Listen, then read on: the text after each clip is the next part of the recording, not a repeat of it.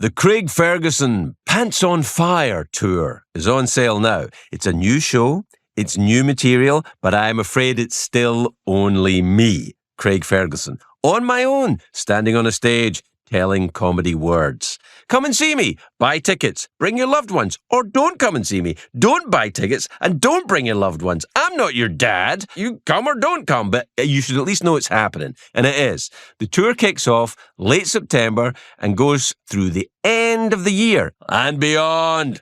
Tickets are available at thecraigfergusonshow.com/tour. They're available at thecraigfergusonshow.com/tour or at your local outlet in your region. My name is Craig Ferguson. The name of this podcast is Joy.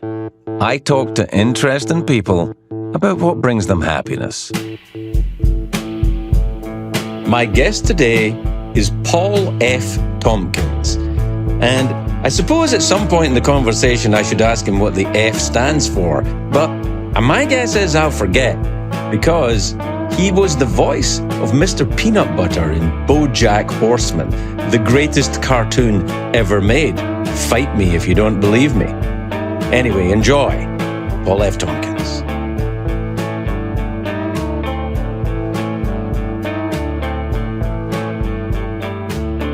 Hey, Paul, thank you.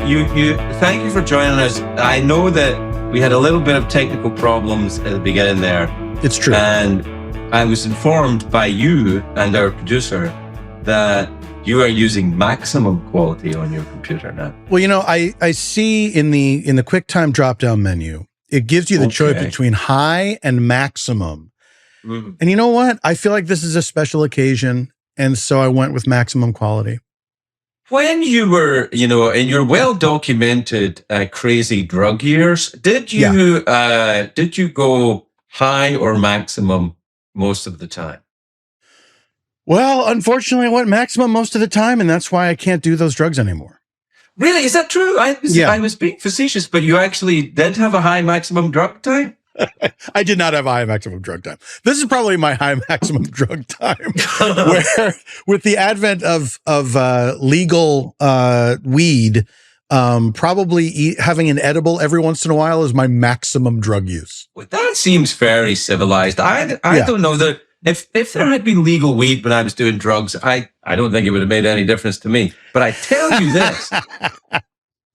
this, had I known about prescription lens sunglasses, I don't know if I would have ever got sober. Really? Mm-hmm. Now, why is that? Because when you put on prescription lens sunglasses, I imagine, I've never done it because I didn't find out about them until after I stopped drinking. But I feel like if you put them on and you had a hangover, you'd be like, it's all right. It's all right. I can see pretty well. No one can see my eyes, and everything's darkened down a little bit. I think it would have certainly prolonged my drinking and maybe killed me. Maybe have killed me. I have a theory, Craig. Okay. That in a hangover state, being able to see more clearly is a disadvantage. You make a point, but having it through the lens of darkness, it can still be like, well, I have a hangover, but that's perfectly appropriate because it's nighttime and I can start drinking again. That's probably what I was looking for. I'm not an alcoholic drinking in the morning. Yeah. Because it's nighttime. Yeah, there you go. Can I say, by the way, you are part of an elite gang of people, an extremely elite gang of people, which is probably what elite means. But you are a cast member of the great Bojack Horseman series. That is correct. Yeah, you're Mr. Peanut Butter, right? Correct. Yes. Right. Which I think, to my mind, is the greatest show ever made about Los Angeles ever in the history of life. The most accurate one, certainly. Absolutely, yeah. I think that I was such a fan of that show. Being on it is just, it's strange to be. I don't know. I guess you should be a fan of your own projects. Oh yeah, yeah. But the way I came to that show was I was just asked by the creator Raphael Bob Waxberg to do a guest role in the pilot, which was Mr. Peanut Butter, and I didn't know anything about the show. I did not know that it was, I just knew like, oh, this is a cartoon for grown-ups. I get it. I think it was like the third episode where it ends on a very down note. And I realized, oh, this is something different than what I thought. And then I was even more thrilled that I was a part of it. And I would not read the scripts in advance. I would only read them at the table read so I could kind of be surprised along with, as the audience would be surprised.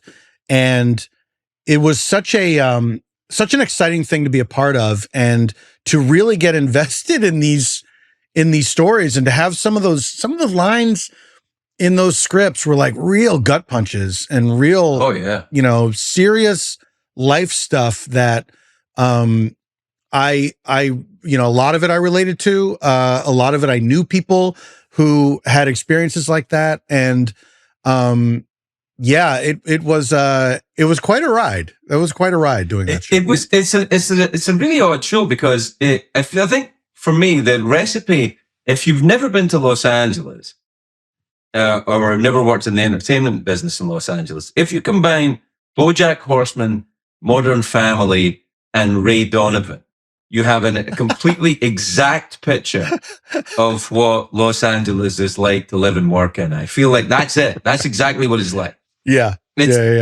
you a native Los Angelino? No, I was born in Philadelphia and I moved to LA in 1994. That's when I moved to LA. Oh, really? Well, I went there and then I had to come home for a couple of weeks and then I went back. So it was 95 technically, I guess. But okay, so you lied. I did You lie to lied. you. But that's something I learned in LA. That it's... Now listen, how did the fire thing work out for you? Are you okay? So far, so good. We've been extremely lucky. We have just been here at home with suitcases by the door. We are in the pink zone, which sounds like it's a marker on the Kinsey scale. But we have not. So we're like sort of, the danger is at a distance, but could get closer. So, we're just ready to go at any time, but it's been, I feel like that happened a few times when I mean, nothing like what's going on right now, but I don't live in LA anymore. But when I lived there, there was a few times where we're doing exactly that. Suitcases by the door, kids in pajamas, sleepy in the car and all that. I mean, it was, it's a scary thing, but I think with this this one, it feels like a real kind of game changer, this one, though, doesn't it? I mean, these fires, it's a really different thing. I would like to believe that it is a game changer, but my sort of demoralized feeling is that it won't be a game changer.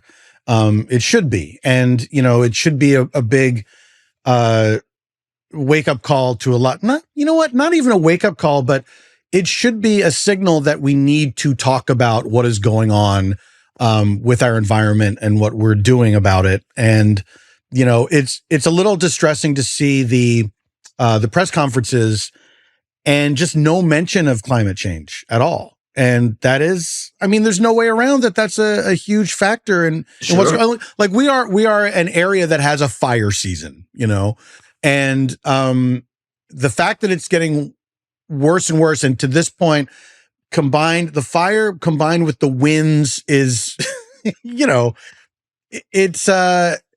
it's bad and getting worse. And I don't know. I think that it's undeniable about climate change. I don't think any serious person would deny that climate change is something that we're facing. I think, though, what I meant as well in the terms of game changer, because like you, I'm kind of cynical and will be, a game changer on a global or even a national scale. But I think in terms of Los Angeles itself, it feels like a real gut punch. I mean, oh yeah, first the pandemic, and then the actors strike and the writers strike and the labor disputes, and then this. I mean, and then the advent of streaming and the way the industry is changing anyway. It really seems like I have no map for this. I don't know where it goes now. It's too many things at the same time. Yeah. It's too many things. And, I think we're going to see, a lot of people leaving LA, which happens every once in a while in the wake of these big disasters. There's people that just decide I can't be here anymore. It's just too scary. Yeah. And in terms of the business itself, I mean, I don't know what's going to happen because nothing shoots here anymore, and that would be a huge revitalization of the town. But I don't know. It doesn't. And it seems to me. Sorry, I was just going to say, it seems like there's not enough people that are interested in fixing those things because it is cheaper for them not to fix them. I think that's true of like the corporate overlords, and I think it's true of and what I kind of think is, and I think like you and I have worked, apart from me lying about 1995, we worked in LA about the same amount of time. Amount of time. And of course, you don't always interact with big stars. You're talking, props guys and carpenters and grips and lighting people and people who, it's a middle class, it's a kind of working Joe job. It's not a Joe job, but they're professional people, but they're not super wealthy. It's just a qualified job, like working in any other kind of factory. Yeah. And I think these are the people that are going to like, what the hell do you do? Yeah. When they change it like that. I know. And people think that, I think a lot of people outside of LA think that everybody here is just the people that you see on the covers of magazines, and it's not what it is. There's a lot of people that have, been here for generations that, bought their houses when they were, very cheap years and years ago. And, now that's not there anymore. And the work's not there anymore. And, I've worked on things that shot in Atlanta or Vancouver or whatever. And you have people from LA that, crew people that moved there to these places because there was more work there than where they lived.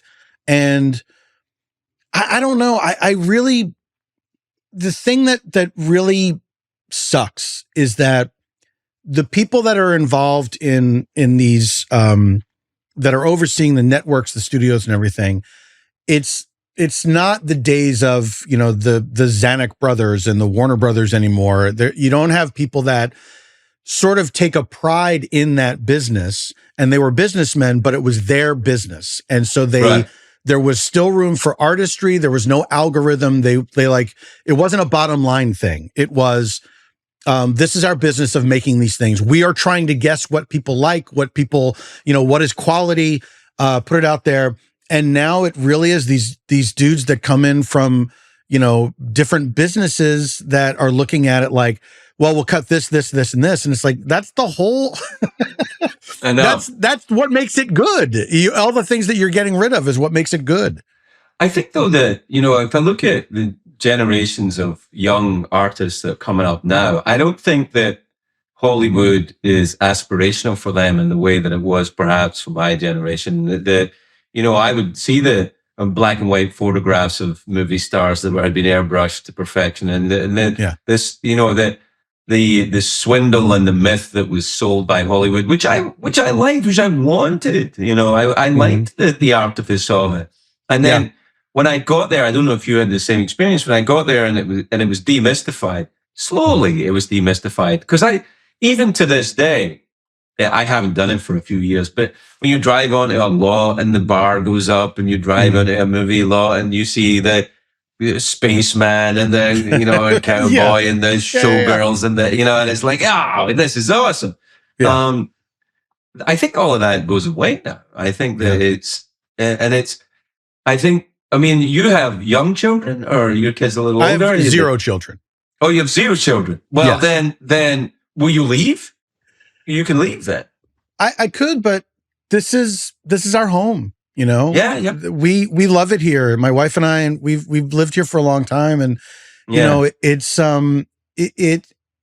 you realize in the wake of these things what a real community exists in Los Angeles, and that it's not even what we pretend that it is a lot of the time. It really is like, it's a city like anywhere else, and people care about each other and people are helping out. And as many as many horror stories you hear about landlords, raising rental prices 8,000% and, looters and stuff like that. Yeah. Most of what you see is people coming together and helping each other out, donating, stuff and money and time. And it's a really heartwarming thing to see.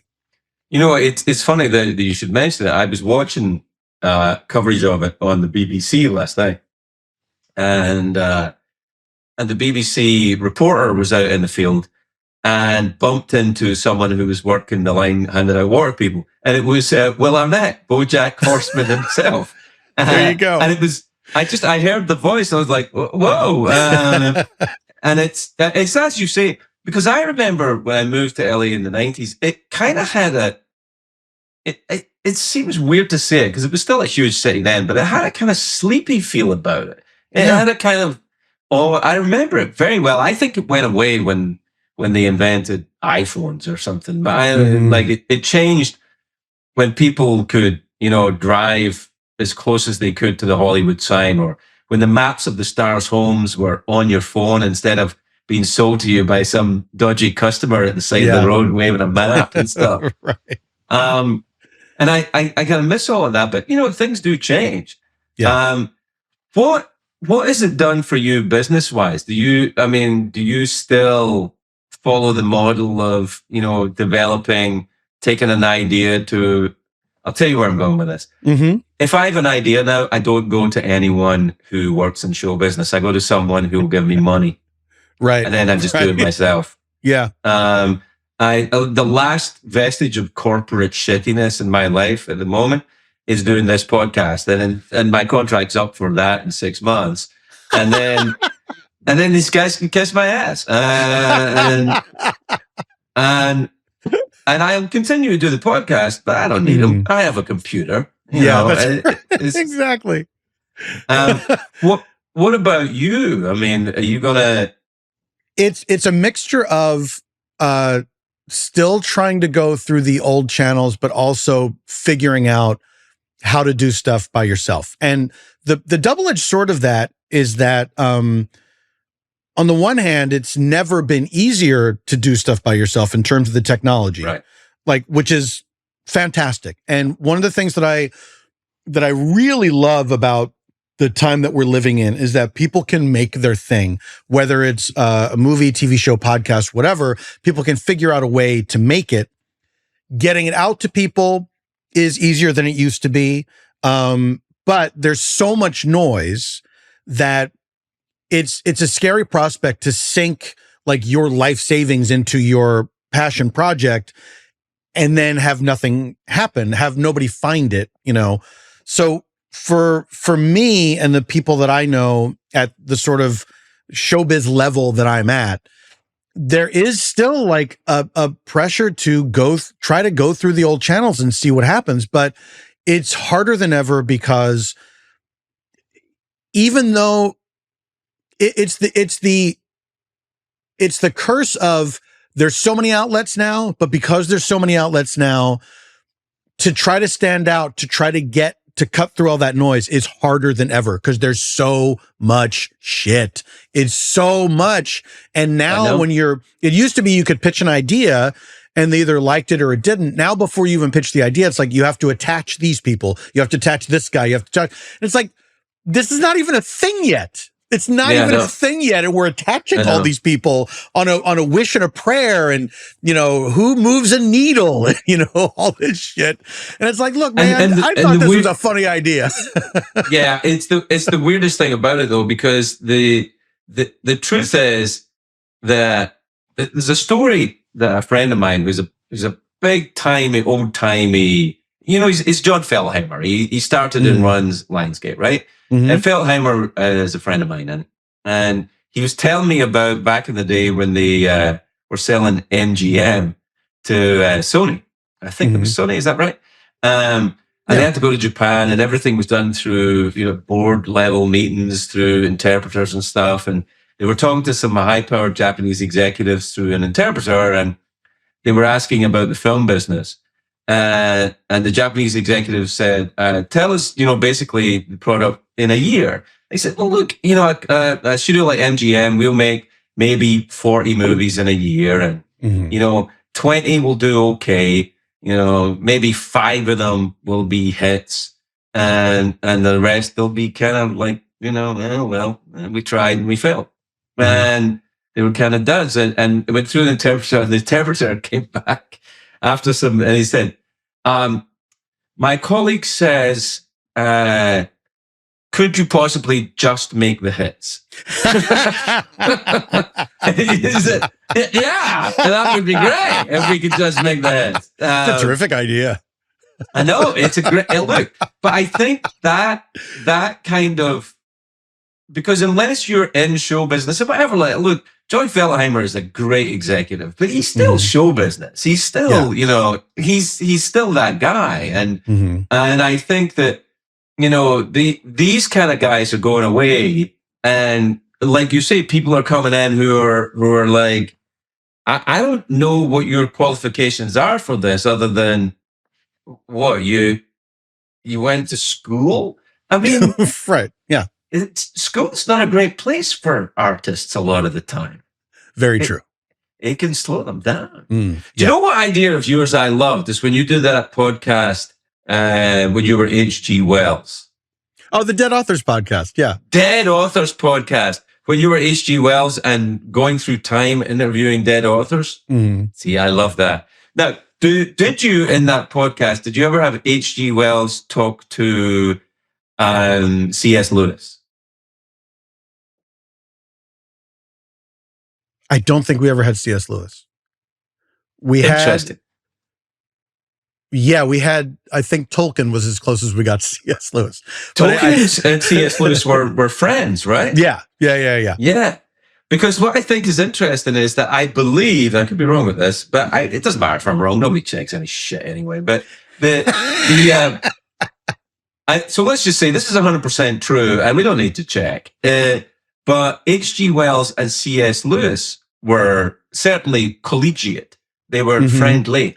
And I've always been fascinated by that, because H.G. Wells, of course, was a committed atheist and a bit of a communist, I think, even. I believe so, yeah.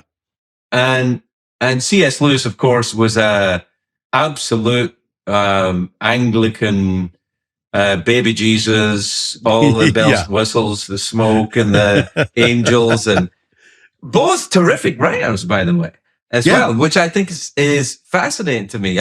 I've read both of them at great length and love them both. Are you a big reader? Is that why you started why you started it? Well, I am a big reader. The podcast came out of, there's a literacy program called 826 that is in various places in the country. And for the LA chapter, they were doing this, the Dead Authors thing was something they had done every once in a while. There was not a dedicated host for it, but it was an event they would do every once in a while. And I was approached to host one and thought, oh, it'd be funny to be H.G. Wells and then interview people from 2 different time periods. And I enjoyed the experience so much that I asked them, hey, could I do a podcast with this? And we'll do a live show, and all the proceeds will go to 826. And it was a really enjoyable project, because I got to, it made me learn about other authors that I did not know much about, like about their personal lives and careers and things like that. And it also, it tested my interview skills, because I had to, it was a very specific thing where I had to, be the host, keep it moving, but I also had to set the people up so they could be funny. So the questions were all, I would tell people, you don't have to do any research about your author.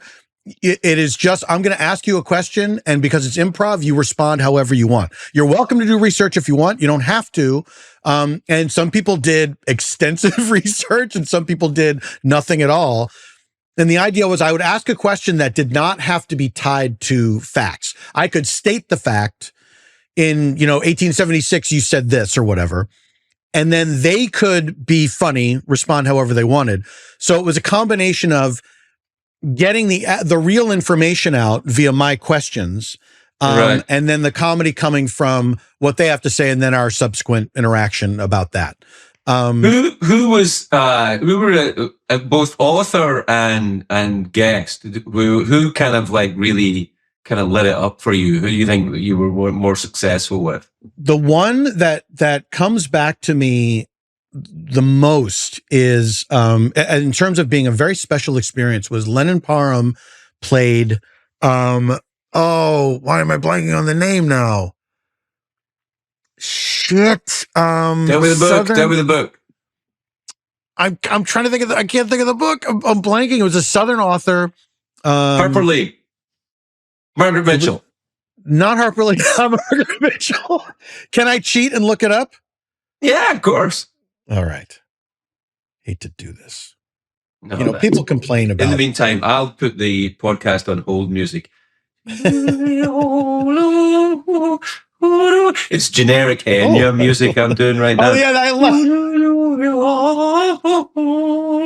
Flannery O'Connor. Okay, Flannery O'Connor. And her performance. I know nothing about Flannery O'Connor, by the way. Nothing. Nor did I. And her performance was really, I felt like I was sitting with a real person. She played it so perfectly, she didn't know anything about Flannery O'Connor either, but she played it so comfortably that I felt like this is becoming real now. This is stop becoming goof around, and this is becoming real. She did such an incredible job. The thing I remember the most is she at one point said, she was talking about these specific birds. I think it might've been peacocks where she lived. And she was like, and they had a very specific call. And then she did the peacock call. It was like, it really, I get chills thinking about it because she just embodied this person so well. It was a really wonderful moment. And that's like close-up magic that when you see Absolutely. something like that. Interviewed with, I had on the late night show, Barry Humphries came on as Dame Edna Everett. Oh, wow. And that was weird because I knew Barry from not being Dame Edna Everett. I knew him from off stage. So so when he came on, I thought, well, this will be a nod and a wink and funny and it'll be Barry wearing a dress. But it wasn't. Yeah. And it was really strange. And it was like he's possessed or something. Absolutely. It was really a wonderful thing. Those character people that's their thing. It is astonishing how the thing that always gets me is how well they remember the rules of their own character. That this is what makes this person and not just me. There's not a ton of winking. It's like, I'm being funny being this person. I'm not, Barry Humphries is not saying isn't it funny? It's me in a dress. It's totally, you feel like this is a 3-dimensional person. That stuff, I marvel at that stuff. It's think beautiful. That the Medea movies are a bit like that as well. It's like, oh my God, I didn't know that was a dude for ages. Absolutely. Yeah. I'm like, wow. It's like when you find out somebody you really like in a show is actually British. That happens a lot. Absolutely. Did you watch Yellowstone? Yeah. Beth Dutton? I'm like, wait, Beth Dutton's from England? That doesn't make any sense at all to me. The accent, skill of the actress, is amazing. Yeah, absolutely. Because it's especially when you're doing an accent like that, it's not about just making the sounds right. There is you have to really, there's a physicality to it. There is there's a timing to it that's more than just, I pronounce R's this way. You really have to, be at home. If I'm doing it, it's just, I pronounce R's this way. That's all you're going to get. Maybe I'll wear a hat. Maybe I don't wear a hat. I might. Okay. But I'm not going to be working out or anything like that. That's not going to happen. I saw it. The way Tyler Perry does it, or the way Barry Humphries does it, or even the guys who do the Marvel movies. I heard, I think it was on Graham Norton's talk show, Henry Cavill talking about when he had some Superman scenes, he had to not drink water for a few days because it would make his veins pop. I'm like, yes, fuck me, man. Get up. Yeah. It's acting. Let's get someone to draw it on you. Come on. It's also like you're already shredded. I know. You know what I mean? You're already there. I know. Who's it's clocking so the hard veins? Yeah. Although I have to say, I'm very intrigued by the idea of Ozempic. I haven't gone there yet, but I worry about my weight. And I think, is that a way to go? But having struggled so much to get away from drugs that did things for me, I'm not in a huge hurry to go. I know it'll happen at some point. Do you know what I mean? Right. At some point, I'm going to have to take something. But, I don't want to rush into it. Would you ever do that? What about plastic surgery? Are you going to do that? Oh, I don't think I ever would. I mean, no shame on people who do. It's like, do what you feel you need to do. Yeah. But I feel like and it's not like I'm thrilled with every aspect of my body and face, but there's a certain piece an uneasy piece that you make with, the aspects of yourself that you're not thrilled with, that I don't know. It just feels, I never got braces, I feel like this is who I am. And, I might get my testicles done. I might get my I might start like smooth them out. Smooth them out. Yeah. I mean, see what happens, because even if they botch it, if it becomes a terrible job, it's still your testicles. I mean, they're kind of weird and creepy looking anyway. At least mine are. So I don't think it's going to be a huge change. Mm-hmm. It's more a thing I'm you talking do for myself yourself. into it. Maybe I should try and get Ozempic in my testicles. Well, you could just do steroids. Is that what happens? Yeah. But I like the idea of steroids if they give you muscles, but I heard they make you very angry. I don't need to be any angrier than that. I feel that 100%. I'm at my max level of rage right now. I all the time. And it's what people don't understand about comedy. It's like when I hear a joke, sometimes I'll hear a joke or my wife hears a joke and go, oh, the rage in that joke is so funny. It's so, and you know what I'm talking about, right? Absolutely. Yes. Yes. And it's because the absolute darkest motherfuckers I ever met in Hollywood are the people who write or construct or perform romantic comedies. Those people are like, and the people who make horror movies are adorable. They're adorable. Yeah. The romantic comedy, the idea that, people are essentially saying, like, isn't it funny that people think this could happen? That you could fall in love. You could find somebody that and would go to love the you. Empire Isn't that State hilarious? Building and run through the airport. Who the fuck's running through the airport? You can't run through the airport. That's ridiculous.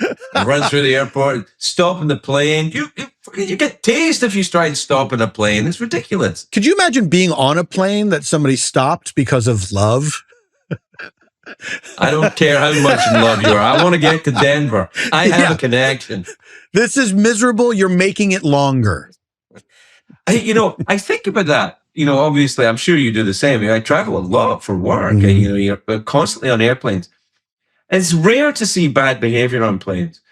For as far as I can see, but I see it a lot documented. Absolutely. I've never been on a plane where, in all my years of travel, where something crazy has happened, where someone had to be escorted off the plane, where people had their phones out. I don't know why. I've knock on wood, it has not happened yet. Yeah. But yeah, it is. I'm sort of surprised that it doesn't happen more, because it's such a stressful environment. Being on a plane is such a stressful environment. But I think I have noticed that I did more touring the last year, 2024, than I have in years, maybe ever. And I was on the road a lot, and I was really embracing it after, quarantine and everything. And it just happened. There were a bunch of gigs. I had my own tour. I had another person's tour that I was a part of, another tour that I did with musicians at the end of the year. And it was the year that I realized I have been telling myself that I don't enjoy traveling around and doing all this stuff, but I realize that I actually do. Even though being on a plane is miserable, I love the fucking vaudeville of it. I love going to a different place every day. I fucking love it. And I think I tried to tell myself that I didn't, but goddamn, I realized at a certain point, when I was a kid, this was all I wanted to do. This was all I wanted to do. Yeah. Like the idea of this going from this place to this place and doing a show and then packing up and leaving. Like, it's awesome. I fucking love it, man. I fucking love it. It's funny. There's a sense of peace. It's so funny because early on in my life, when I started performing, I don't know if it was the same for you, but I would get very nervous before performance, like really terrified. Mm. And now before I go on stage, if I'm in a theater that hopefully I've never played it before, but even if I have played it before, there's so many of them and you're backstage and you hear the crowd and you can hear the noise and you can kind of get the vibe and the lights are coming down and the show's about to happen and I've been playing the same warm-up music for years. So the walk-in music's the same and I know what it's going to be. There's a sense of peace that I get. And that every night when I walk on, like in the audience, hopefully they applaud. And just as I watch my hand go to reach for the microphone, just as it goes across, that moment there, I fucking live for that moment. Yeah. And it's the craziest thing. It took me a while to kind of to interpret the different types of feelings that I would have before a show, because when I was younger, there were shows that when you know that you are not the right person for this show and that you're going to go out there and it's not going to be good. And that's I've a certain movies feeling. like that. Oh, my. It's bad. And I directed the movie. Yeah. Then there's that feeling of, and I realized it on the days that I had my own show that I was doing, that I was putting on, and that day of show is a certain feeling. And it took me a while to realize the feeling is, I just want it to start. I just want to be out there. I just want to be doing it. I don't want to be anticipating this all day. Let me just go. And now realizing that feeling I have is 99% the feeling that I have before I go on stage. That feeling in my stomach is, oh yeah, I just want to get out there. I just want to get out there and do it. It's not that I'm afraid. It's not that I don't know how it's going to go. It's that I am embracing. I love being out there, and I also am embracing, I don't know what's going to happen. I don't know how it's going to go. And that's exciting. Once I kind of dialed into that's what it was. Then I loved it. I loved that feeling. I loved that anticipation. What about when it goes wrong? Do you get a kick out of that? I finally have gotten to that point. And it took seeing somebody else bombing and knowing, oh, he thinks this is funny. Like, it was a friend of mine that was trying out this character on this show. He was just fucking eating it. But you never would have known it. And I realized, knowing the guy that he is, like, oh, this is funny to him, how badly this is going. He didn't want it to go badly, but he's enjoying how much he is bombing. And then I realized, oh, that can be a thing too. That could be. Oh, definitely. Definitely. That was, you might for as me, well, that was, right? Yeah. For me, that was when late night became something I started to love, because I'd go out there, especially at the beginning, I'd be writing jokes, and I wasn't writing the jokes. Some guys had been writing in late night for years and write some jokes. And I'd go and say, hey, you guys see the playoffs? And I'm like, I don't know what a playoff is. I'm like, hey, you watch the playoffs? How about those Tigers and stuff? And as I could not connect to the joke and therefore could not connect to the audience, I was bombing. And I found a strange thrill in it, especially because it was somebody else's joke that was bombing. Absolutely. I'm like, yes. Great. And then I just thought, then it became more interesting to bomb than for it to work. Yeah. And that became the show. The show became, we're making a piece of crap show in a basement that doesn't really work. And here's my discount robot with my buddy doing the voice. And that was what the show was. The show was the failure. Yeah. And I think when I see particularly young performers now, and there's some very good ones around, but everything they do is documented, Yes. and Yes. I think that means your failures are up there all the time. Sometimes your failures are much more useful if you can keep them a little more private. Absolutely. Yeah. I don't envy people that are coming up now. Although, I mean, it's the same for most of us now, that, having, and you can appreciate this, having been doing this for such a long time, everything has changed in such a short amount of time from what we thought showbiz was when we got into it. And now it's like, I feel like I'm playing catch up with a lot of that stuff, but younger people have to follow so many things. I'm lucky enough that I got somewhat established before a lot of this shit started becoming the norm. But for somebody that's starting out now, it has to be second nature to be engaged with all these social media things. There's a certain tone that you have to strike where I've seen it fluctuate from, you're not supposed to look like you're trying. No one wants to, you're not supposed to make an effort because that's not cool. And now I feel like it's more, yes, it's acceptable to look like you care about what you're doing. But you still have to strike a certain tone, I feel like figuring out your voice is maybe, I could be wrong, but might be harder today for younger performers. I think it's a different language for sure. I think that also what I don't envy them. There was a certain amount of cool in being underground. I think certainly when I was young, it was like you didn't really want too many people to know what you were doing. You only wanted cool people to know what you were doing. You don't want to sell out. I mean, listen, I saw the minute somebody came along and said, will you do a Lipton's tea commercial? I'm like, I'm your guy. But it's not, but it felt like it belonged, at least for a short time, that it belonged to us. And I wonder if they get that now. I mean, maybe they do, maybe. And maybe the thing is the young people who are doing that kind of thing, I don't know who they are because I'm not a young person and they don't want me to think they're cool. So they're not interested in engaging with me. I don't know.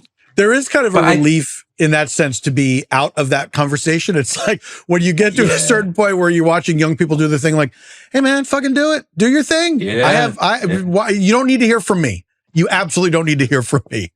Yeah, no, I have no opinion on it. I used to pretend I didn't have an opinion on it so that I wouldn't get yelled at, but now I just really don't. It's like, I don't give a fuck. Fake it till you make it. Absolutely. It's so funny as well, but because the whole idea, when people bang on about, you can't say that because of the woke generation and stuff. I'm like, I've been hearing that my whole fucking life. There's nothing new about that. You just made up a new fucking word. Absolutely. Yeah. I think when comedy, the state of comedy right now, started to erode when people started to think comedy was tough or like a tough guy thing. And it's like, no, it's not. The idea is you're supposed to be, we got into this because we're misfits or whatever. You know what I mean? Like it was not to, I don't know. I could just talk about that forever, but nobody wants to hear that complaining. But it's a really it's funny that like comedians now that look like models, and I'm like male and female. I'm like, wow, you guys look great. Like, where's the fat guy with one eye bigger than the other eye? Because he's the guy I want to see. Hey, how you doing? And I suppose I don't know. I mean, it is an interesting thing. I think along the way. See, the reason I came to comedy is because it was accepting of me. It accepted me that I couldn't fit in anywhere else. But when I hear people now, young people, discuss it as, it's my dream to have a career in comedy. I'm like, fuck no, it was my dream to do pretty much anything else. But, have people go, hey. But then you start tasting it and you realize how awesome it is and how great it is. And I'm glad I wouldn't do anything else. But it is an odd thing that it became so incorporated. I blame Netflix a bit for it, actually. Sure. And I've made a couple of specials for them, but they are the fucking devil. I mean, they're big, like make it all one thing, and fuck no, it's awful. Yeah. Although if they offer me 20 million for a special, I'll be like, oh, we better go back and find that podcast with Paul F. Tompkins and cut that bit out when I said they were the fucking devil. But they fucking are the devil. Fuck them. Yeah. I have no problem agreeing to that. They kind of are. Yeah, absolutely. It's like the whole, I'll tell you how much sense the fucking algorithm thing is. I was looking for an airline ticket today, right? Mm-hmm. It's done the same way as fucking, modern streaming techniques. So you first look at it, and the ticket price was $12,000. Just a complicated trip. $12,000. And it wasn't me that did it, it was Tomas that did it. But just, going a different way, doing a different thing, and putting in one layover, which is not that big a deal, it went down to $6,000. And actually the class went up. That's how smart fucking AI is. Like, you're not that smart. I just don't buy it. No, AI, the whole AI thing, that the idea that it's not doing anything other than just like scraping shit. It's not as sophisticated as I think that we are told it is, and as we are afraid it's going to be. Yeah. The problem is people using it. It's not really the AI itself. It's that this is making shit worse. Like you can't use Google anymore. No. Because it's so shitty. Yeah. I know you talk about fucking green, the green effect as well. Yeah. You talk about planet, the amount of power that shit needs. Yeah, I mean, AI companies are talking about building their own nuclear reactors so they can fuel these things. I mean, it's insane. Yeah. And then the idea of the AI, when people have these, I think it's like, you remember back in the day in the back of comic books, you would see that thing, it was the X-ray specs. Absolutely. I think they're X-ray specs. It's like, oh, shut up. I tried getting ChatGPT to write me some stand-up. Oh, I did that too. I tried. I had ChatGPT write some sketches, and I would give the premise and everything, and then a funny, and I performed them on stage. The thing that was so interesting to me was all the sketches resolved with the people being friends. Like that was the ending was somehow through their differences, they found a common understanding. And it's like, fuck that robot. Fuck that robot. Fuck that robot. That robot that's not funny, robot. Nothing about comedy. That's not funny, robot. I love that though. I said to it, hey, ChatGPT, write me a short Craig Ferguson stand-up comedy routine. And it wrote some bullshit about, hey, aren't giraffes funny looking when they drink water and stuff? And I was all angry at it. I was thinking, this is bullshit. And then I thought, there might be something in this though. But it's going to need a major rewrite. It's going to need I'm going to need to get the robot. You're fired. Yeah. But we're keeping the idea of the giraffe thing. And maybe it's something that maybe there's not. But it is an odd business. I'm fascinated though, because I think it will change. I think the AI will change and expand, and I think it will at a certain point. Because I remember when I started out, I was a drummer, and I was like, drum machines will never replace drummers. Right. It's the first fucking thing to go. And I don't know. Drumming is so much. You have so much shit that you have to assemble. And I remember being on tour this year, and I tour with I do a variety show, and I have a band. And early on, everybody was packing up the shit after the show, and our drummer Darla, I turned to my musical director and said, "Should we help Darla with that stuff?" And he said, "She made her choice." That's how everybody else in the band looks at drummers. It is a bad. I used to hate it when you were playing. Everyone would be like going to the bar and meeting all the kids that were in the club, and I'd be like putting cymbals in the big case, and right. it's horrible. But the thing is, the great thing about being a comedian is you just leave. Yeah. You just leave. It's true. I get into this for a while that I would leave before the audience. So I'd be like, good night, everybody. And I would have the stage door open and just run straight out into the car. Absolutely. Mr. Ferguson has left the building. That's right. But nowadays, part of the thing, now I don't know if you're doing this, you do the meet and greets now. Yeah, I'll do them. Yeah. And actually, I love it. Yeah, I love it. Here's the thing. I dread it every time. And then after it's over, I think that was absolutely wonderful. Yeah, that's exactly how I feel. You meet people and sometimes you hear some stories that are really hard to hear, but absolutely, it's a level of connection with the audience I was surprised about. Yeah, it's a really wonderful thing to. It's very humbling to hear somebody say, what you do has helped me in some way, has helped me through a bad time or something like that. But it's also there's a connection there in terms of what you both find funny, the way that you look at the world. Like you're meeting people who came to you for a reason, and you just have that moment of communion with them that maybe only lasts a few minutes, but it's a really wonderful thing to just because it makes us both more human to each other. I think that's right, and the mistake that I made early on with it as well is that people would say things like, when you were on late night, I was very sick or my parent was ill or something. And they would say it helped me out. And I would, and I regret it now. I would say, oh no, it wasn't me. You did it, or it's nothing to do with me. But, but now I feel that that's unfair because it kind of diminishes it for them.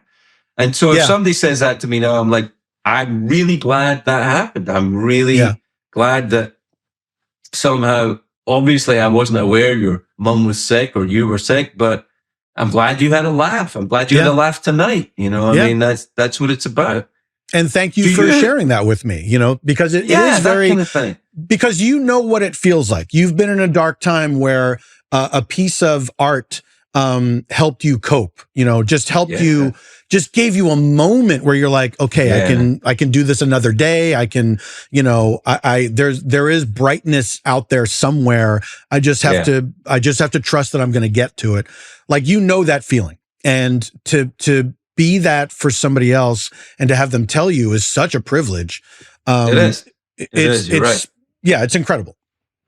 It is. And it's one of the great things about, I'm not happy about all the barriers breaking down between the performer and the audience. I think that, I kind of used to like the idea that there was a kind of artist entrance, but I think that's one of the really good parts of it.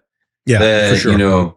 The bad part is that everybody's a fucking expert now, and and you get some fucking guy saying in a chat room saying, that's not comedy. Oh, shut the fuck up. Get a job. What are you? It's like, fuck you. And that kind of annoys me a little bit, but I think I might just be getting older and crankier. That might just be for sure. That simple as Yeah. Have you found yourself getting a little crankier? Yeah, absolutely. Absolutely. Yeah. And I get it. Now I get old people. I get it now. It's like you've lived a long time. A lot of this shit you've heard before, and you're you get less patient with certain things. You get more patient with other things though, which is really wonderful. True story. That is true. Yeah. I made that decision about the aging process this very day, actually, is that I've decided, I made it because I've been thinking about it a lot. People have been watching this podcast, I'm sure, are sick of hearing me talking about, I'm getting older and I'm thinking about things. But now I've reached a complete new feeling about it, which is this. I'm fucking ignoring it.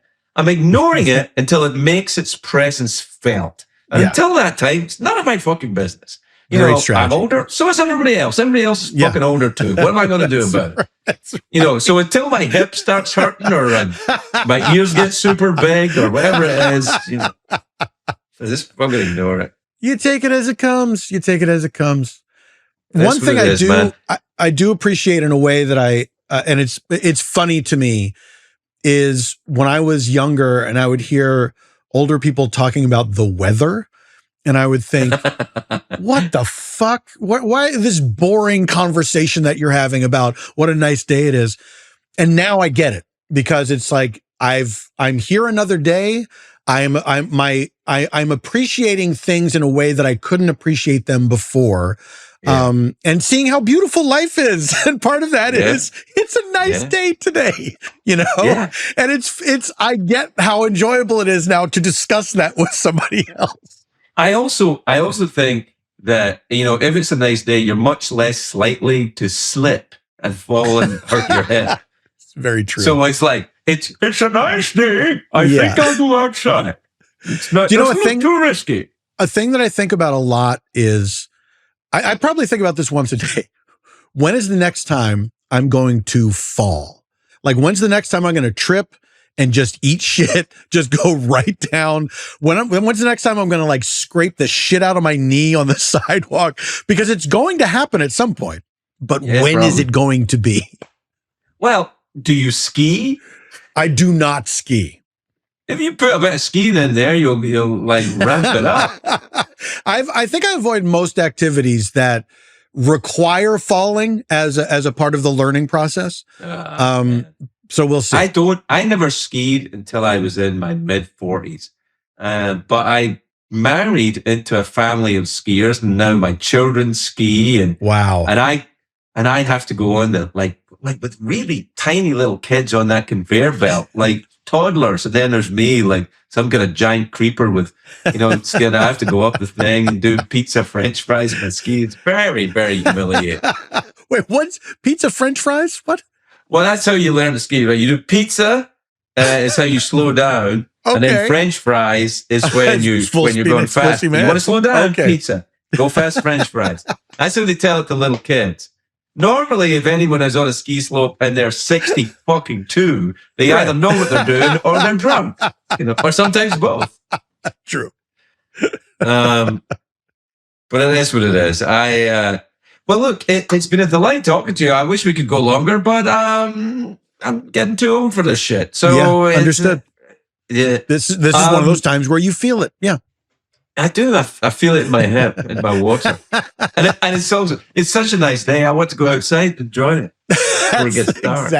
Exactly. Listen, stay well in Los Angeles, Paul. Continue success. And thank you. I thank you so much for being on the podcast. You are indeed a joy. You bring so much to others, and certainly to me. I remain a fan. That's just very kind. Of Mr. Peanut Butter, but, you know, that's a component part of my regard for you. Absolutely. Is that. Thank you so much, We're Craig. done. Get the hell out of here.